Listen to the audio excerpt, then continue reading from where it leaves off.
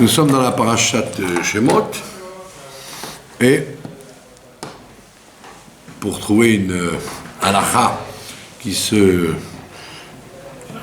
en référence avec la parashat Shemot, j'ai trouvé l'événement où Moshe Rabbeinu est convoqué par Dieu au moment du buisson ardent. Il rencontre là-bas le buisson qui ne se consume pas et le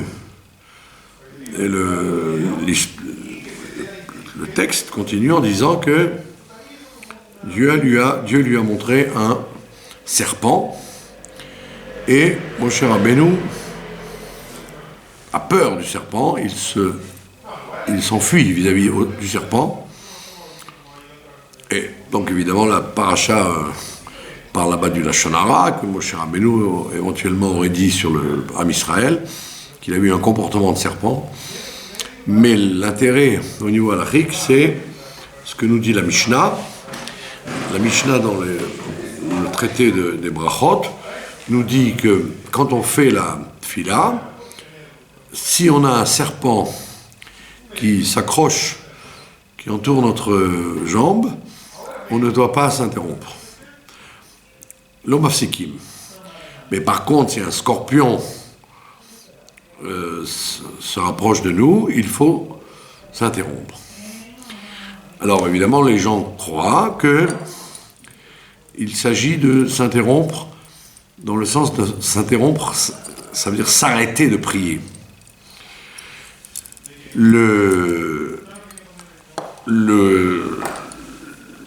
La vérité n'est pas comme ça. Et elle est en rapport avec la halakha que nous allons citer. A-t-on le droit de s'interrompre dans la tfila et de quelle façon? Donc quand on nous dit si un serpent vous entoure la jambe, cela signifie que vous avez le droit vous ne devez pas vous interrompre, mais évidemment tout le monde n'est pas courageux au point que si un serpent l'entoure, il va continuer sa prière normale. Donc quand on dit il ne s'interrompt pas, ça veut dire qu'il ne s'interrompt pas au niveau du discours. Il ne doit pas s'interrompre en parlant du serpent, ou en parlant de qu'il a peur, ou en parlant d'autre chose. Il ne doit pas s'interrompre, ça veut dire qu'il doit se taire, et éventuellement, s'il a peur, aller dans un autre endroit. Il n'est pas obligé, quand il ne doit pas s'interrompre, ça veut pas dire qu'il doit rester immobile et continuer sa prière. Ça peut dire, comme Moshe Rabbeinu, qu'il s'est sauvé, tu peux te sauver de l'endroit où il y a le serpent, parce que tu n'es pas à ton aise, mais d'un autre côté, on met l'accent sur le fait que tu ne dois pas t'interrompre, c'est-à-dire changer d'endroit, changer de position et te sauver ailleurs, tu as le droit, mais c'est dans le discours que tu ne dois pas t'interrompre, c'est-à-dire continuer, tu reprends la tfila là où tu l'as interrompu et tu la continues sans une interruption verbale. Et c'est là le point au niveau halachique. En quoi ça nous concerne, en quoi il peut y avoir une application halachique à cette chose-là, c'est qu'il y a quelquefois une contrainte. On est obligé, homme ou femme, de garder un enfant. En ce qui concerne le fait de garder un enfant dans le Bet HaKnesset, c'est un problème halachique dans le sens où si la maman a envoyé les enfants au Bet HaKnesset avec le père pour être tranquille, elle, pour pouvoir se reposer, c'est un problème halachique dans le sens qu'on ne doit pas utiliser le Bet HaKnesset comme une cour de jeu pour les enfants. Donc ça pose la question de base, comment se fait-il que des enfants qui ne savent pas prier et se tenir puissent être envoyés au Bet HaKnesset. Donc là-dessus, déjà, c'est une question en tant que telle qu'il est bon que les parents discutent, à savoir, je ne vais pas à la synagogue pour t'éviter à toi de t'en occuper à la maison, je vais à la synagogue parce que je dois prier. Mais admettons dans le cas éventuel où effectivement la maman est malade, où elle n'est pas là, et que le papa est obligé de garder l'enfant, ou un bébé, ou un enfant en bas âge. Ou l'inverse, qu'une femme soit obligée de rester à la maison avec son enfant, et elle veut prier. Donc, l'homme ou la femme sont obligés de prier, et d'un autre côté, ils ne peuvent pas attendre que l'enfant soit endormi ou calme. Ils sont obligés d'envisager de faire la prière, par exemple, si la nuit va arriver, qu'ils n'ont pas prié Mincha, ou le matin, ils veulent faire la prière de Shacharit. Qu'est-ce qui se passe dans ce cas-là? Disons que l'enfant se met à hurler, se met à crier. Si c'est un bébé ou un enfant qui marche déjà, on a vu, si le serpent entoure ta jambe, tu ne t'interromps pas. Mais il n'y a pas écrit tu ne t'interromps pas au niveau du discours, tu ne t'interromps pas. Mais tu peux t'interrompre au niveau de l'emplacement où tu te trouves. Donc si quelqu'un se trouve dans la situation délicate ou en pleine Amida, pendant qu'il est en train de faire la Amida, homme ou femme, l'enfant se met à crier. Alors, qu'est-ce qui se passe? On ne s'interrompt pas au niveau verbal, on ne commence pas à le calmer ou à parler d'autre chose. On le prend dans les bras, par exemple, ou alors on va le bercer, si c'est un enfant dans un berceau, et qui n'est pas à l'endroit où on se trouve. On peut se déplacer, on doit se déplacer, soit le prendre dans les bras, soit aller vers l'endroit où il se trouve, et faire des actions de bercer l'enfant, de calmer l'enfant, etc., ou le prendre dans les bras, et à ce moment-là, il se calmera. Donc on peut continuer à prier, et ça ne s'appelle pas s'interrompre, puisque s'interrompre avec les pieds, ça ne s'appelle pas une interruption.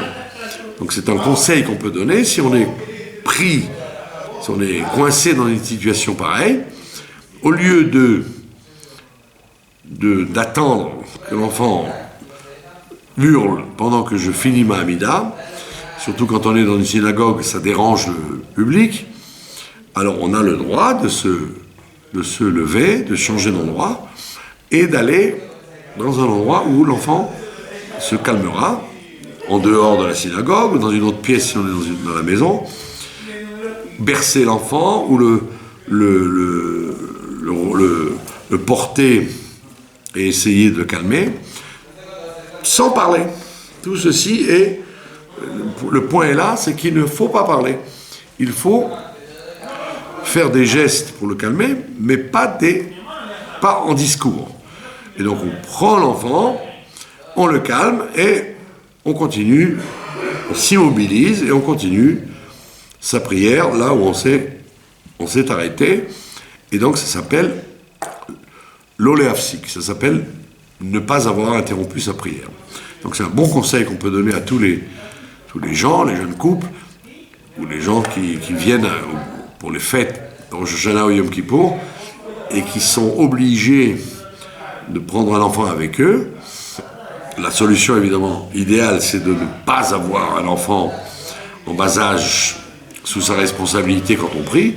Mais si on n'a pas pu éviter ça, au lieu, comme certaines femmes bigotes le font pendant les fêtes, qui laissent l'enfant hurler pendant qu'elles continuent leur amida comme des bonnes sœurs, on doit leur apprendre qu'elles n'ont aucune obligation de continuer leur amida où elles sont. Elles peuvent sortir de la Beth Knesset, prendre l'enfant à l'extérieur, le calmer à l'extérieur, et tout simplement sans parler, sans s'interrompre. Sans s'interrompre avec des paroles profanes, et après trouver sa place où l'enfant s'est calmé et continuer l'amida comme elles l'ont commencé, sans avoir besoin de reprendre à zéro, mais de continuer la tfila là où elles ont été obligées de l'interrompre pour sortir. À l'endroit même où elles sont arrêtées, elles continuent. Et la même chose pour un père. Si l'enfant est insupportable, le père a le droit de le porter, de le prendre dans les bras et continuer sa prière. Tranquillement, c'est difficile à dire, mais en tous les cas, correctement, il peut continuer à dire les mots de la prière jusqu'à la fin. Voilà donc une chose originale à laquelle on doit penser, qu'on apprend ça justement de la situation de Moshe Rabbeinu quand il a été surpris par le serpent au rendez-vous qu'il a eu avec le buisson ardent. Ça, c'est la halakha que nous avons traitée vis-à-vis de Parashat Shemot. Donc, ça s'appelle une loi en ce qui concerne l'interruption dans la prière. Ça, c'était au niveau de la halakha. Maintenant, nous allons parler de la paracha elle-même, Parashat Shemot. Donc, comme nous l'avons dit, Dieu se rappelle de ses enfants qui sont en galoute et il se présente, il donne rendez-vous à Moshe Rabbeinu au buisson ardent, au fameux Sné, dans le désert. Et le verset nous dit, Dieu prévient Moshe Rabbeinu, il lui dit Shal ma'alecha me'al raglecha. Enlève tes chaussures de tes pieds, parce que l'endroit que tu foules, c'est un endroit sacré. Du fait que Dieu se révèle à lui au buisson, donc tout le périmètre autour du buisson, là où se présente Moshe Rabbeinu, est un endroit saint. Makom Kadosh. Et donc Dieu lui dit, enlève tes chaussures dessus tes pieds. Et là-dessus, il y a une très belle Torah de Rabbi Menachem Mendel de Kotsk.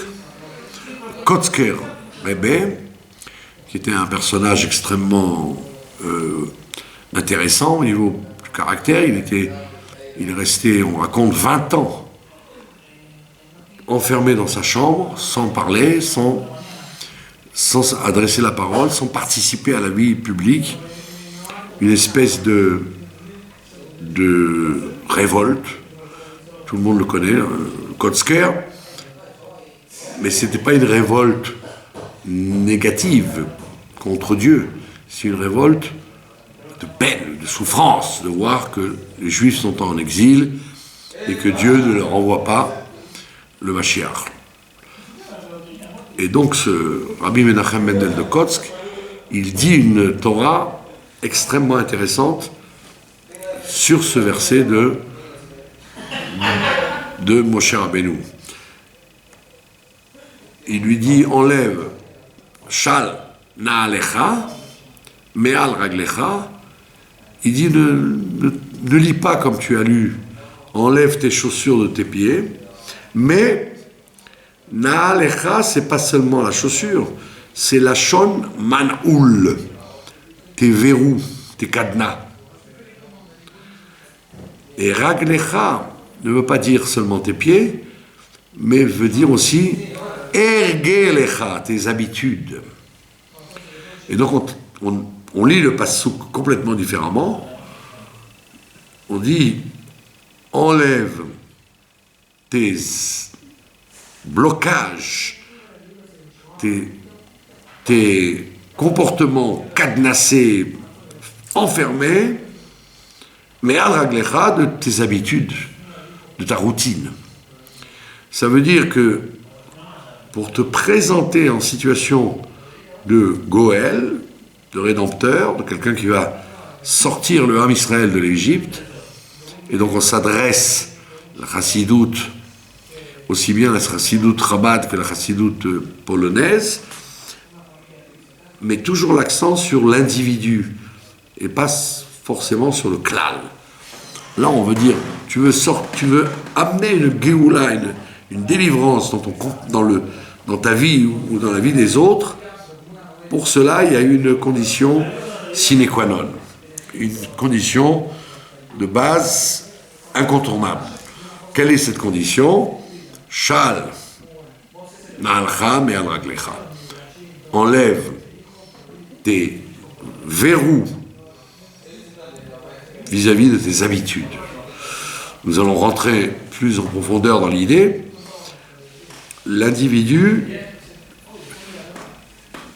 à cause de son Yetzer Hara, a une tendance à être lui-même en situation de prisonnier dans son Égypte personnelle.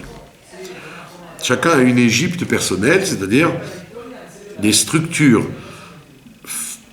bien fermées, desquelles il ne bouge pas. Ça s'appelle des manoulim. Effectivement, un homme a besoin d'avoir des structures pour fonctionner, d'avoir un seder de vie, un ordre construit dans sa vie, mais cet ordre construit dans sa vie, il doit être capable, de temps en temps, et quand il le faut, aller à ouvrir ce seder et le changer, et avoir une conception différente pour changer son seder de vie. Shal na'alecha, enlève tes verrous, mais al raglecha, de tes habitudes, c'est-à-dire tes habitudes, c'est très bien de vivre d'après un seder régulier qui consiste à faire tous les jours la même chose, une routine indispensable, mais dans cette routine indispensable, raglecha, il peut y avoir un moment une sclérose, c'est-à-dire une maladie de ne pas vouloir bouger, de ne pas vouloir évoluer ou s'adapter en fonction d'une situation nouvelle qu'il exige. C'est ce qu'on appelle des manoulim, des cadenas qu'il a mis autour de lui et qui le bloquent. C'est-à-dire que si vous lui dites il faut peut-être évoluer dans ce sens vis-à-vis de ton couple, vis-à-vis de l'éducation de tes enfants, vis-à-vis de ton travail, vis-à-vis de ton service de Dieu, tu dois évoluer, tu dois changer. La première réaction, c'est de dire non, il ne faut pas changer. Il faut rester conservateur par rapport à ce que j'ai toujours fait, j'ai toujours compris, j'ai toujours pratiqué. On lui dit, il faut des fois se mettre en cause en disant, peut-être que le moment est venu d'adapter, de recadrer, de resituer son comportement, ses ergelim, ses habitudes. C'est ce qu'on appelle ouvrir les manoulim, ouvrir les cadenas dans lesquels il s'est enfermé. Et donc, Rabbi Menachem Mendel de Kotsk nous dit, c'est vrai que l'homme il a besoin de ergelim, s'il n'y a pas d'habitude, il ne peut pas y avoir de réussite, il faut avoir une stabilité, une yetzivut, mais les ergelim, les habitudes, à un moment, il faut savoir, des fois, les briser, les ouvrir pour changer. Et c'est la clé indispensable pour arriver à délivrer quelque chose. Tu ne peux pas, c'est ce que la Chassidoute Chabad répète souvent, tu ne peux pas parler de Géoula, de délivrance de l'autre ou de toi-même, si tu ne veux pas toi-même t'affranchir, t'éloigner, avoir du recul vis-à-vis de ton Égypte personnelle. C'est en quelque sorte cet enseignement de préparation que Dieu demande à Moshe Rabbeinu de faire, de préparation à être un Goël. Si tu veux être toi-même un rédempteur des autres, tu dois avoir toi-même fait un début de sortie d'Égypte personnelle. C'est pour ça qu'il lui dit, enlève tes cadenas de tes habitudes, c'est-à-dire sois prêt à tout révolutionner s'il le faut, ou en tous les cas, un peu évoluer, un peu changer, penser autrement, avoir un regard différent sur la situation dans laquelle tu te trouves.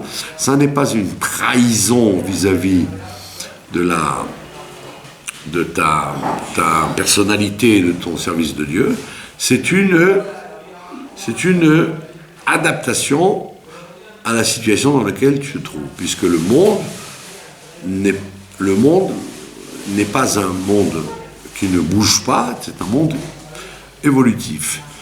Et donc, d'ailleurs, en hébreu, un processus se dit ta'alich. Il y a un processus de l'histoire, aussi bien au niveau de l'individu que de la collectivité, de l'humanité. Il y a une évolution, et donc ce processus en hébreu s'appelle un ta'alich. Ça veut dire une marche. Ce n'est pas une chose qui va se faire pas brusquement par à coup, c'est un processus, c'est une dialectique automatique qui fait avancer les choses. Et donc, toi, tu ne peux pas te considérer là-dedans comme un acteur immobile et définitif. Il n'y a que Dieu qui peut dire sur lui-même « Je ne change pas ».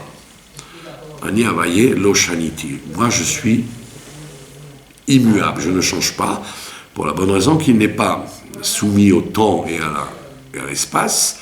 Et donc Dieu peut se permettre de dire que lui ne change pas, puisque lui est au-dessus du temps et de l'espace, bien qu'il s'intègre dans le temps et l'espace, il est au-dessus. Et il est dans une dimension, effectivement, où le temps et l'espace ne jouent pas. Donc on peut comprendre que Dieu puisse dire sur lui-même « Moi, je ne change pas ». Mais l'individu est obligé de changer. C'est bien pour ça que les Pirkei Avot, nous disent, à l'âge de 5 ans, on est lié avec le Mikra, à l'âge de 10 ans, la Mishnah, à l'âge de 15 ans, le Talmud, etc. On voit bien que l'homme ne peut pas être le même tout au long de sa vie. Il est obligé d'évoluer en fonction de son âge et des conditions de l'histoire dans lesquelles il se trouve. Donc il n'y a aucune honte à respecter cet enseignement du rabbi de Kotsk, de déverrouiller les cadenas dans lesquels on se trouve pour pouvoir évoluer. Et ce n'est pas simplement un conseil qu'on lui donne, mais c'est un ordre. Dieu lui dit, avant tout préambule, avant de commencer à parler de ton rôle de rédempteur, de Goël, qui va être mandaté pour sortir le Ham Israël d'Égypte et lui faire recevoir la Torah par la suite, et le conduire en Eretz Israël. C'est ça le programme que Dieu lui donne au début. Il lui dit, en tout premier lieu, Shal na'alcha me'al raglecha. Et c'est pourquoi il ne faut pas voir dans le changement et l'évolution aussi bien des idées qu'on a que des paroles que l'on prononce et des actions que l'on fait. Il ne faut pas y voir du tout une espèce de démission ou une espèce de trahison, comme les gens disent « Ah, tu as bien changé, tu ne parlais pas comme ça avant ». Eh bien oui, c'est heureusement qu'il ne parlait pas comme ça avant, puisque on ne parle pas, et on ne pense pas, et on n'agit pas à 10 ans, comme on le fait à 20 ans, comme on le fait à 30 ans. C'est indispensable que cette évolution ait lieu, sinon il ne peut pas y avoir de changement et de continuité du chemin. Si on se braque sur des idées ou des paroles ou des comportements, sans penser qu'à un moment il faut les changer, les évoluer, sans pour autant trahir le message, mais en étant adapté en fonction de son âge et de la situation dans laquelle on se trouve. On ne se nourrit pas de la même façon quand on est un bébé que quand on est un vieillard, et on ne se comporte pas, on n'a pas les mêmes réactions physiques, donc ceci est dicté par la nature des choses, donc on doit comprendre que de la même façon, vis-à-vis de son évolution personnelle, et si on veut sortir pour être délivré, on doit être prêt soi-même à faire ce travail de Sha'al na'alecha me'al raglecha, sors de tes habitudes, apprends à sortir de tes habitudes et à changer, à penser autrement. Et on voit d'ailleurs que Moshe Rabbeinu, tout de suite, s'adapte à ce message, puisque il interroge Dieu en demandant: mais comment se fait-il que tu m'envoies et en quoi ils sont faits pour être délivrés? Pourquoi Moshe Rabbeinu pose ces deux étonnements, ces deux questions? C'est qu'en fait, Moshe Rabbeinu, au niveau personnel, il ne se voit pas comme un Goël, d'abord parce qu'il est d'une humilité remarquable, il envisage avec énormité la mission d'aller convaincre par la force ou par la raison l'homme le plus puissant du monde, qui n'a aucune intention de changer, lui, ses habitudes et son comportement vis-à-vis du Ham Israël. Donc il ne se voit pas, lui, être l'acteur pour jouer ce rôle-là. Et donc Dieu va le convaincre pendant 7 jours. Mais d'un autre côté, Moshe Rabbeinu a une autre interrogation, celle qu'il a eue quand il s'est sauvé d'Égypte. Quand il s'est sauvé d'Égypte, il s'est sauvé d'Égypte à la suite de la déclaration de Dathan et Abiram qui ont été parlées à Pharaon en lui disant: c'est lui qui a tué l'Égyptien, c'est lui qui se comporte mal, c'est-à-dire il a vu dans le Ham Israël ce qu'il appelait des délatorim, des délateurs, des gens, des traîtres. Et donc il a posé la question à Chen Noda. Maintenant j'ai compris pourquoi ils souffrent, parce qu'ils sont incapables d'être unifiés. Ils sont capables de se trahir les uns les autres vis-à-vis de l'ennemi. Et donc cette situation cette interrogation que Moshe Rabbeinu avait quand il est parti, elle est toujours chez lui.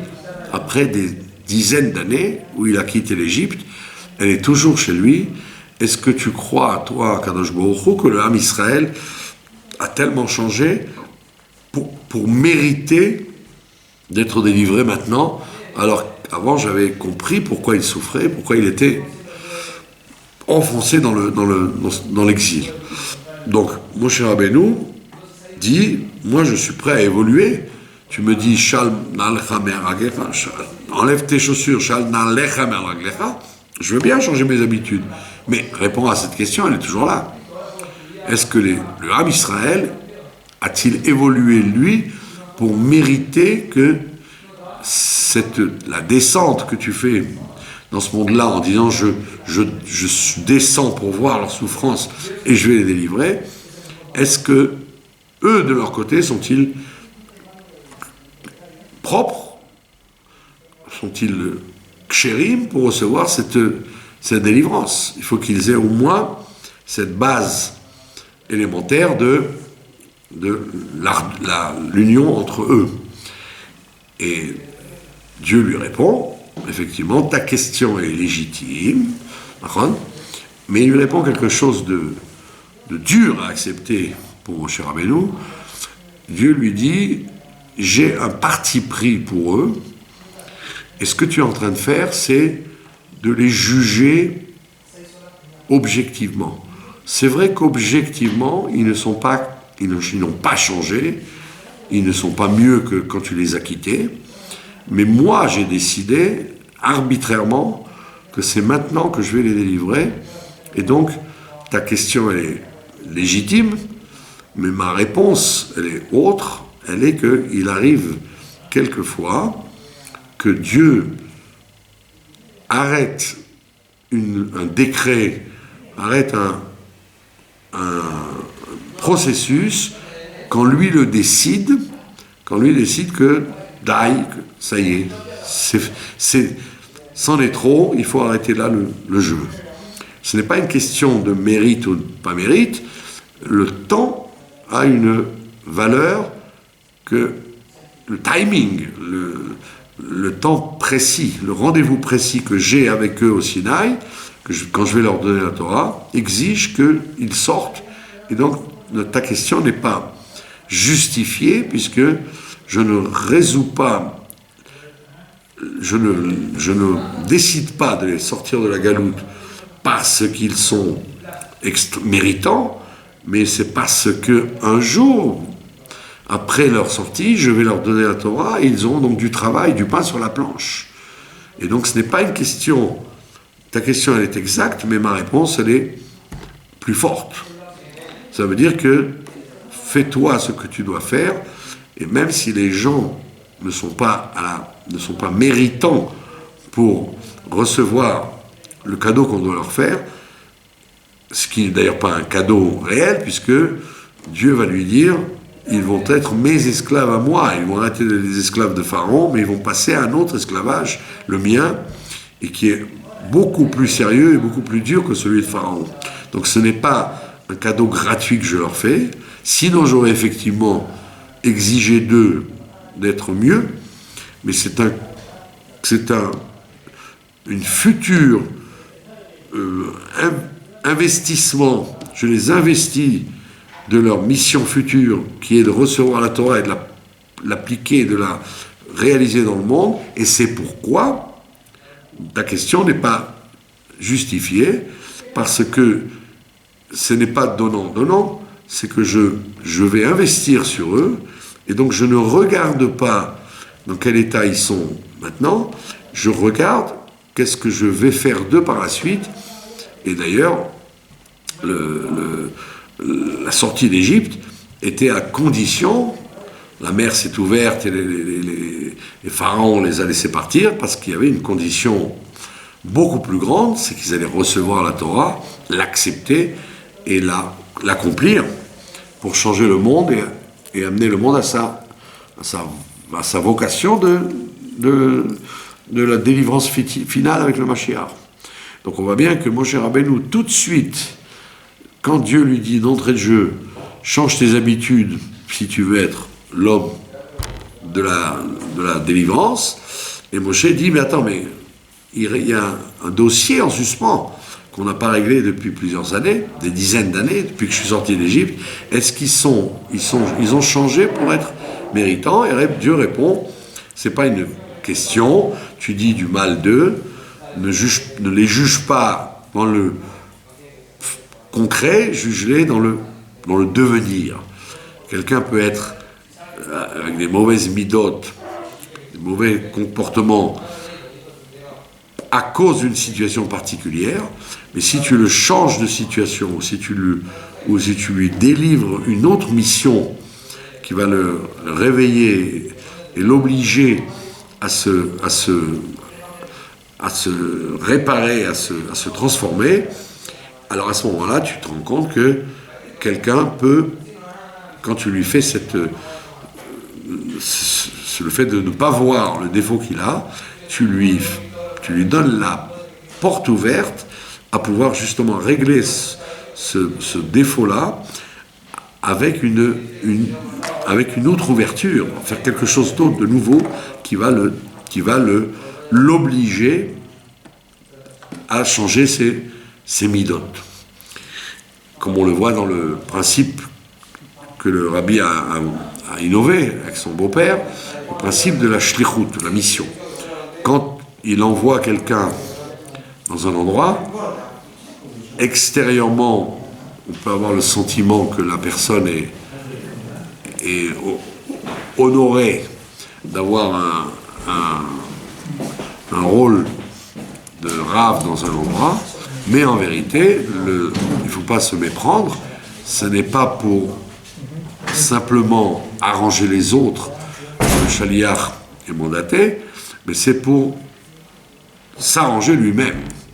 Il fait le tikkun de ses propres midotes, il répare ses propres défauts, tout en étant utile aux autres. C'est-à-dire, on gagne sur les deux tableaux, en même temps, il fait évoluer les gens, mais en même temps, il évolue lui-même.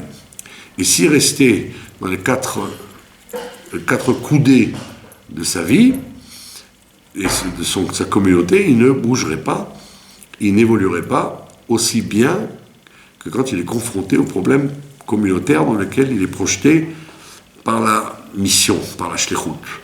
Donc on voit la même chose. Dieu lui dit à Moshe Rabbeinu, ta question, elle est vraie.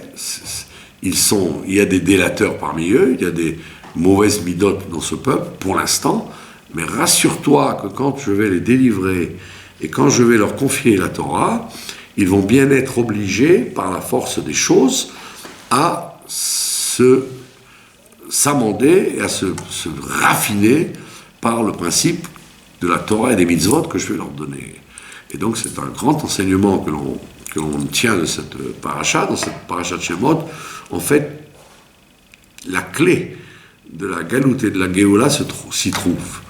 Et donc il faut bien profiter de cette paracha de Shemot, bien qu'en apparence elle soit une paracha de galoute. C'est pas une paracha de Géoula, elle a en elle les germes de la délivrance, et c'est cette rencontre de Moshe Rabbeinu au Sné qui en est la feuille de route où tout est compris, au niveau de Moshe Rabbeinu lui-même et au niveau des autres, comment les Bnei Israël vont réagir. Et donc Moshe Rabbeinu comprend qu'effectivement il y a un programme très clair d'Akadosh Baruch Hu. Dieu ne renonce pas à changer son peuple, mais il dit pour le changer, il faudra le sortir de là et le mettre dans des conditions autres qui vont l'obliger à devenir lui-même meilleur et plus performant.